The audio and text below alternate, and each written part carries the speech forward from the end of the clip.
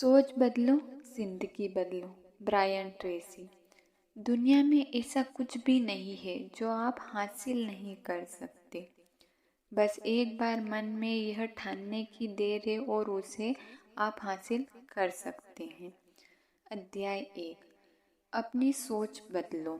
मनोविज्ञान का एक नियम है कि अगर आप अपने दिमाग में उस बात की छवि बना लेते हैं जो आप बनना चाहते हैं और फिर उस छवि को काफ़ी देर तक वहाँ कायम रखते हैं तो आप जल्दी ही वैसे ही बन जाएंगे जैसे कि आपने सोचा था। काफी पहले की बात है। 30 वर्ष की एक विवाहित महिला थी जिसके 2 बच्चे थे।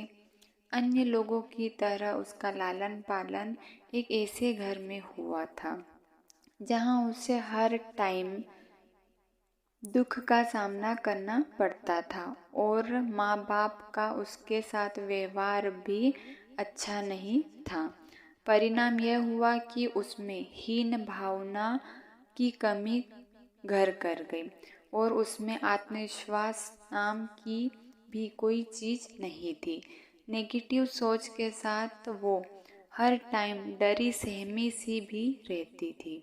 वह बहुत ही शर्मीली थी और खुद को महत्वहीन समझती थी। उसे लगता था कि उसे किसी भी काम के लायक प्रतिभा नहीं थी। एक दिन वह कार से स्टोर जा रही थी। लाल बत्ती की अनदेखी करके एक कार आई और उसकी कार से भिड़ गई। जब होश आया तो उसने खुद को अस्पताल में पाया। सिर में हल्की चोट के साथ ही उसे की पूरी याददाश्त भी चली गई थी। वह अब भी बोल तो सकती थी लेकिन अपनी गुजरी हुई जिंदगी के बारे में उसे कुछ भी याद नहीं था। वह बिना याददाश्त वाली बनकर रह गई थी। पहले डॉक्टरों को लगा कि उसकी यह हालत कुछ दिन तक ही रहेगी। हफ्ते गुजरे लेकिन उसकी याददाश्त थी कि लौटने का नाम ही नहीं ले रही थी। उसका पति और बच्चे हर रोज उससे मिलने आते थे लेकिन वह उन्हें पहचान नहीं पाती थी। यह अपनी किस्म का एक ऐसा विशिष्ट मामला था कि दूसरे डॉक्टर और विद्वान भी उसे देखने के लिए आने लगे। वे इसको देखते करते थे और उससे उसका हालचाल पूछ लेते थे। एक नई शुरुआत। आखिरकार बिल्कुल सपाट याददाश्त के साथ वह घर लौटी। अपने साथ क्या हुआ है इसे जानने के लिए उसने चिकित्सा विज्ञान की किताबें पढ़कर याददाश्त जाने के कारणों का अध्ययन शुरू किया। उसने इस क्षेत्र के विद्वान से मुलाकात और बातचीत की। आखिरकार उसने अपनी हालत पर एक पेपर लिख डाला। कुछ ही दिन के बाद उसे अपना पेपर पढ़ने और उससे संबंधित सवालों के जवाब देने के लिए एक चिकित्सा सम्मेलन में शामिल होने का आमंत्रण मिला। उसे न्यूरोलॉजी संबंधित अपने अनुभव और विचार भी साझा करने थे। इस दौरान एक चमत्कार भी हुआ। वह बिल्कुल ही अलग इंसान बन गई। अस्पताल और बाहर सबकी चर्चा का केंद्र बन जाने से उसे पहली बार यह एहसास हुआ कि वह कीमती है, उसका भी कुछ महत्व है और उसका परिवार वाकई उसको बहुत चाहता है। चिकित्सा जगत का ध्यान अपनी ओर खींचने और उन लोगों से मिली पहचान ने उसके आत्मविश्वास को, खुद के बारे में सोच को और बेहतर बना दिया। वह एक बेहद पॉजिटिव, आत्मविश्वास से परिपूर्ण, खुले विचारों वाली महिला बन गई जो कि बेहद स्पष्ट वाक्य और जानकारी से परिपूर्ण थी, जिसकी एक वाक्य और अपने विषय की जानकारी के तौर पर चिकित्सा जगत में काफ़ी मांग थी। उसके बचपन की सारी नेगेटिव यादें मिट चुकी थी। साथ ही उसने बसी हीन भावना भी खत्म हो गई थी। वह एक बिल्कुल ही नई व्यक्ति बन चुकी थी। उसने अपनी सोच बदलकर अपनी पूरी जिंदगी बदल डाली। एक कोरी स्लेट। दर्शन शास्त्री डेविड ह्यूम ने सबसे पहले कोरी स्लेट की सोच को लोगों के सामने रखा था।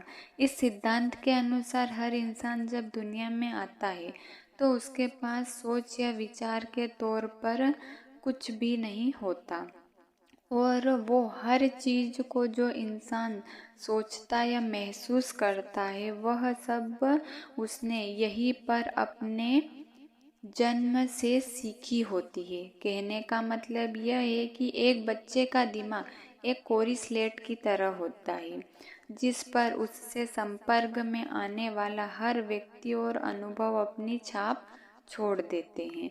बड़ा होने के दौरान वो जो कुछ भी सीखता है, महसूस करता है या अनुभव हासिल करता है, वयस्क अवस्था एक तरह से इन्हीं सब बातों का निचोड़ होती है। जाहिर तौर पर वयस्क बाद में जो कुछ भी करता या बनता है वो एक तरह से उसके बड़े होने की प्रक्रिया का ही परिणाम होता है। जहाँ तक इंसान में छिपी संभावना को जानने के क्षेत्र की बात है, तो निजी धारणा को 20वीं सदी की सबसे बड़ी खोज कहा जा सकता है। इस खोज के मुताबिक हर इंसान जन्म से ही अपने बारे में एक धारणा कायम करता जाता है। फिर आपकी अपने बारे में यही धारणा की अपने अवचेतन के कंप्यूटर को संचालित करने वाला मास्टर प्रोग्राम बन जाती है। फिर यही तय करती है कि आप क्या सोचेंगे, क्या कहेंगे, महसूस करेंगे और क्या करेंगे। यही वजह है कि आपकी ज़िंदगी में सारा बदलाव खुद के बारे में धारणा बदलने और अपने बारे में या अपनी दुनिया के बारे में सोचने का अंदाज बदलते ही दिखाई देने लगता है। हर बच्चे का जन्म खुद के बारे में बिना किसी धारणा के होता है। एक वयस्क के तौर पर आपकी हर सोच, मत, अनुभव, व्यवहार या किसी बात को आंकने की क्षमता अपने बचपन से ही सीखी है। आज आप जो भी है वो उसी सोच का या धारणा का परिणाम है जिसे आपने हकीकत मान लिया है। सच्चाई चाहे जो हो, जब आप किसी बात को सही मान लेते हैं तो वह आपके लिए सच बन जाती है। आप वो नहीं है जो कि आप सोचते हैं कि आप हैं, लेकिन आप जो सोचते हैं आप वो ही बन जाते हैं। पहले प्रभाव स्थायी होते हैं। अगर आपको ऐसे माता पिता मिले जिन्होंने आपको लगातार यह बताया कि आप कितने अच्छे हैं, जो आपसे प्यार करते थे, आपका समर्थन करते थे और आप में यकीन करते थे, आपने चाहे जो किया या न किया हो, ऐसे में आप इस विश्वास के साथ बड़े होंगे कि आप एक अच्छे और मूल्यवान व्यक्ति हैं। 3 वर्ष का होने तक यह विश्वास आप में बैठ जाएगा और दुनिया के साथ आपके रिश्ते का एक हिस्सा बन जाएगा। उसके बाद चाहे जो हो जाए, आपका खुद में यकीन कायम रहेगा। यही आपके लिए सच्चाई बन जाती है। अगर आपको ऐसे माता पिता ने बड़ा किया है जो यह नहीं जानते हैं कि उनके कहे गए शब्द और उनके व्यवहार आप पर कितना असर डाल सकते हैं, तो वे आपको नियंत्रित या अनुशासित करने के लिए तीखी आलोचना, असहमति या फिर शारीरिक या मानसिक सजा दे सकते हैं। जब किसी को बचपन से ही निरंतर आलोचना का सामना करना पड़ता है तो वह इस निष्कर्ष पर पहुंच जाता है कि उसमें ही कोई खामी है। उसे यह समझ नहीं आता है कि उसे क्यों लगातार आलोचना और सज़ा का सामना करना पड़ रहा है, उसे यह एहसास भी हो जाता है कि माता पिता उसके बारे में सही जानते हैं और वह इसी काबिल है। वह यह महसूस करने लगता है कि उसकी कोई कीमत नहीं है और न ही वह प्यार पाने के लायक है। उसकी कोई उपयोगिता ही नहीं है, इसलिए वह बिल्कुल महत्वहीन है। किशोर अवस्था को वयस्कपन में व्यक्तित्व संबंधी जितनी भी समस्या होती है, मनोवैज्ञानिक की राय में इन सभी की जड़ प्यार की कमी है। जिस तरह से गुलाबों को बारिश की ज़रूरत होती है, ठीक वैसे ही बच्चों को प्यार की ज़रूरत होती है। जब बच्चों को प्यार कम मिलता है तो वे असुरक्षित महसूस करने लगते हैं। वे सोचते हैं मैं किसी काबिल नहीं हूँ। भीतर की इस बेचैनी को दूर करने के प्रयास में वे व्यवहार बदलने लगते हैं। कम प्यार मिलने का यही एहसास व्यक्तित्व संबंधी समस्या, क्रोध, महत्वाकांक्षा की कमी और लोगों व रिश्तों में समस्या के तौर पर उभर कर सामने आ जाती है। जन्म के टाइम आप निडर होते हैं। गिरने और शोर को छोड़ दिया जाए तो बच्चे जन्म के टाइम डर के एहसास से अनजान होते हैं। डर के बारे में बाकी की पूरी जानकारी बच्चे को बड़े होने की प्रक्रिया के दौरान सिखानी पड़ती है। बड़े होने के साथ ही दो खास किस्म के डर हम सभी के घर कर जाते हैं। नाकामयाबी या नुकसान का डर और आलोचना का डर। नाकामयाबी का डर हमारे भीतर तब बैठ जाता है जब कुछ भी नया या अलग करने पर हमें लगातार आलोचना और सजा का सामना करना पड़ता हो। हमें चिल्लाकर ये बताया जाता है, नहीं, वहाँ से दूर हटो, रुक जाओ, उसे रहने दो। हमें डराकर असुरक्षित कर देने के लिए शारीरिक सजा, प्यार की कमी के साथ साथ चिल्लाना और आलोचना भी जिम्मेदार होते हैं। हम जल्द ही यह महसूस करने लग जाते हैं कि किसी भी नए या अलग काम को करने के लिहाज से हम बहुत छोटे, बहुत कमज़ोर, नाबालिग और असमर्थन हैं। इसी एहसास को हम इन शब्दों में व्यक्त करने लगते हैं, मैं नहीं कर सकता, मैं नहीं कर सकता, मैं नहीं कर सकता। जब हम किसी नए या चुनौतीपूर्ण काम को करने के बारे में सोचते हैं तो हमें घबराहट और पेट में मरोड़ जैसा एहसास होने लगता है। हमारा डर ठीक उसी तरह का होता है जैसे कि पिटाई खाने का डर। हम बार बार बस यही कहते हैं कि मैं नहीं कर सकता। किशोर अवस्था में नाकामी की मुख्य वजह नाकामी का डर ही होता है। बचपन में तीखी आलोचना के परिणाम स्वरूप हमें बड़े होने पर भी प्रयासों में अपनी पूरी ताकत नहीं डालो। हम हर बात में खुद को वास्तविकता से कम ही आंकते हैं। पहले प्रयास से पूर्ण ही हम प्रयास छोड़ देते हैं। किसी चीज़ को पाने के लिए दिमाग के इस्तेमाल की बजाय हम अपनी तर्क शक्ति को यह साबित करने में खर्च करते हैं कि हम ऐसा क्यों नहीं कर सकते और हम जो चाहते हैं वो हमारे लिए क्यों संभव है और असंभव है। प्यार पाने की ज़रूरत। हमारी तरक्की की राह का रोड़ा, हमारे आत्मविश्वास को डराने वाला और हमारे सुखी जीवन की इच्छा को खत्म कर देने वाला दूसरा डर है नकार दिए जाने का डर। नकार दिए कि यह प्रक्रिया हमारी आलोचना के तौर पर सामने आती है। यह भावना हमारे भीतर बचपन से ही घर कर जाती है। जब हमारे माता पिता उनकी पसंद के खिलाफ कोई काम करने पर या फिर उनकी उम्मीद के हिसाब से काम नहीं करने पर नाराज़गी जताते, नाखुश कर देने के कारण वे इतने नाराज़ हो जाते हैं कि हमें वो लाड़ दुलार नहीं देते, जिसकी हमें बचपन में सबसे ज़्यादा ज़रूरत होती है। प्यार नहीं किए जाने या अकेलेपन के भय का बच्चे पर इतना गहरा असर होता है कि वह ठीक वैसा ही व्यवहार करने लगता है जो उसकी राय में उसके माता पिता को पसंद आएगा।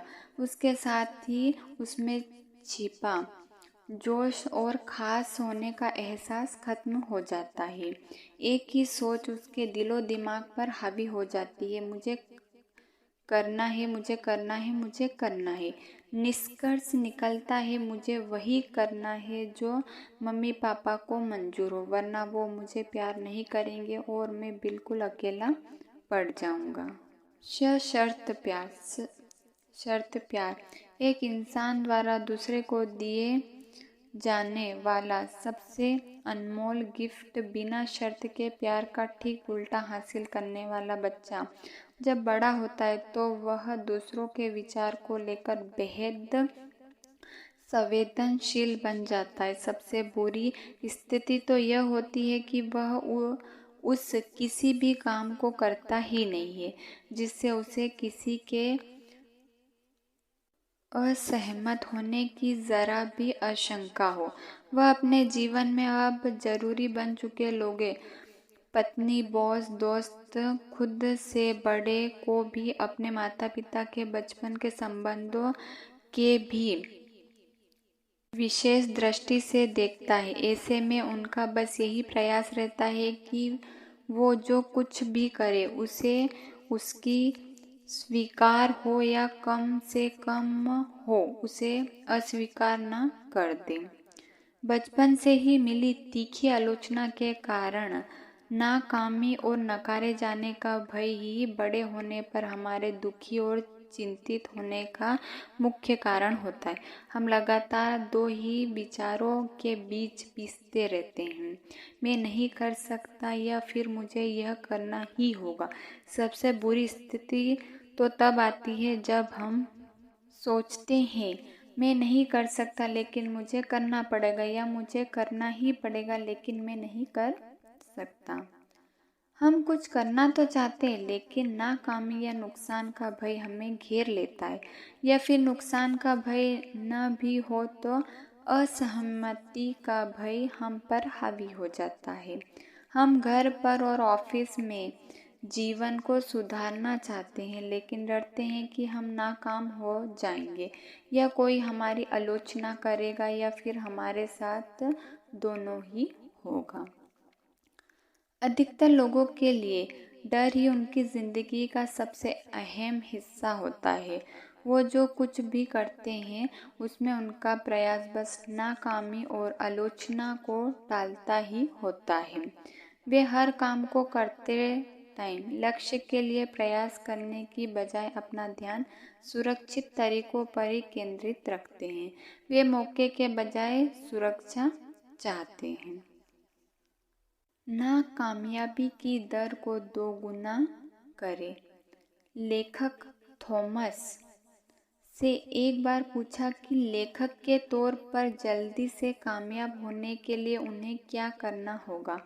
अमेरिका कारोबारी ने इस सवाल का जवाब इन शब्दों में दिया, अगर आप तेजी के साथ कामयाब होना चाहते हैं तो आपको अपनी कामयाबी होने की दर को भी 2 गुना करना होगा। दरअसल कामयाबी को नाकामयाबी के दूसरे सिरे पर रहती है। हकीकत यह है कि आप जितने ज़्यादा नाकाम होंगे, संभावना यही है कि कामयाबी आपके उतने ही करीब होगी। आपकी नाकामयाबी ने आपको कामयाबी हासिल करने के लिए तैयार कर दिया है। इसलिए अक्सर देखने को मिलता है कि नाकामयाबी की झड़ी के बाद कामयाबी की झड़ी लग जाती है। यही वजह है कि जब कभी भी कुछ सूझ ना पड़े तो नाकामयाबी की दर को 2 गुना कर दे। आप जितनी नई नई बातों को करने की कोशिश करेंगे, आपके विजयी होने की संभावना उतनी ही बढ़ जाएगी। किसी भी डर पर काबू पाने के लिए आपको उसी काम को करना चाहिए जिससे डर लग रहा हो। तब तक जब तक कि आप पर डर का कोई भी प्रभाव न बचे।